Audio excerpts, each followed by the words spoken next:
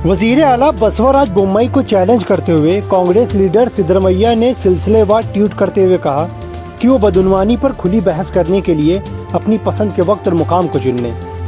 BJP का दावा है कि वो कांग्रेस हुकूमत के घोटालों को बेनकाब करेंगे, लेकिन खुद उनकी 40% सरकार घोटालों और लुटेरों से भरी है। लिहाजा सिद्धरमैया ने चैलेंज किया कि इस मामले पर खुली बहस की जाए।